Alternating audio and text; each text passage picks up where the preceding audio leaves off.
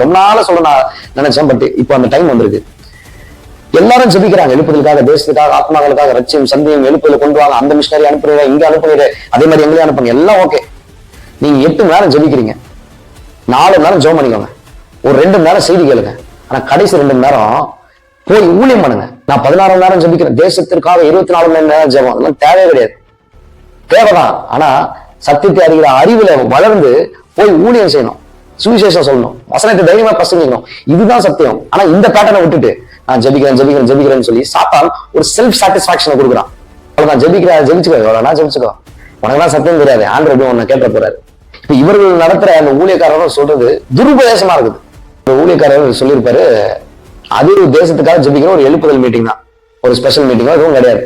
சொல்றாரு, சர்ச்சுக்கு லேட்டா வருகிறவர்கள்லாம் செத்து போயிடணும், சர்ச்சனை புனித ஸ்தலமா, நீங்களே ஆலயமா இருக்கிறவர்கள் பரிசுத்த ஆவியானவர் உங்களுக்குள்ள வாசம் செய்கிறார் அப்படின்னு சொல்லி இருக்கு.